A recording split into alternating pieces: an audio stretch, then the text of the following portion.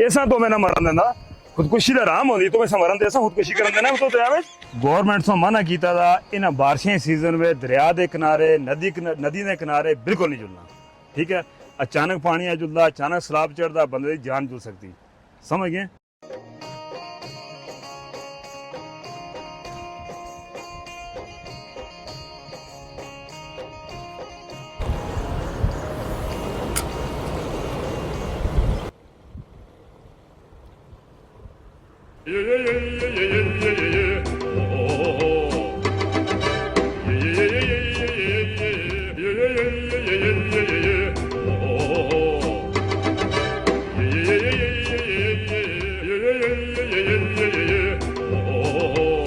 वो परेशान में आता है, लगता मुझे छाल मारना चकरा लगता है वो।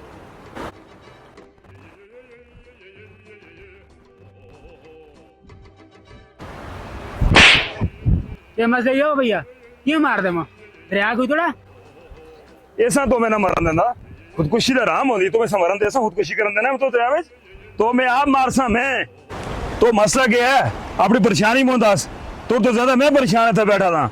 हर रोज 2 दिन खबर लगी फलां जगह तो फलां बंदा दरिया चला गया, घर रात थोड़ी खबर भी चले कि फलां बंदा दरिया खुदकुशी कर गया। तू ट्रेन तक जुलना चाहते मर ना तो मैं ट्रेन तक खड़ना। अब भैया तो कैसा मैं तो छाल मारने आया, मैं तो नहाने वास्ते आया ना, तू भी तो दरिया के किनारे बैठ के करने लगा तो पता नहीं आजकल रोज क्लाउड ब्रेस्ट होना।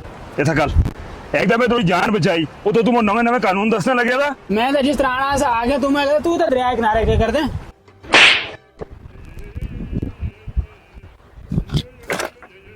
यार नेकी जमाने ही नहीं मैं सो बचाना है मोड़ा वही तके मारदा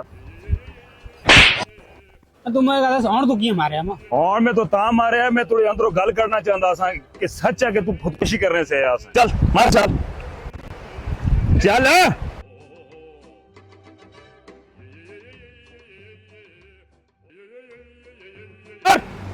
मार ना क्या देखते हैं मार मार बैठ ला बैठ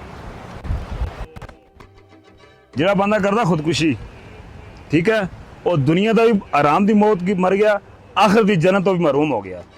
समझ गए गल ना समझ आई तो फिर समझा सही कल फिर आई इसी टाइम पर अगर तो किसी कम ही परेशानी है ठीक है मोह दस क्योंकि मैं भी नकमा ही हाँ। आखिरी गल सुन के नहीं या तू नहाने वास्ते है या तू खुदकुशी करने से है आज तो बाद मैं दरिया के किनारे नजर ना आई। लग कपड़े चल लग कपड़े जुल कर चल शाबाश जल्दी कर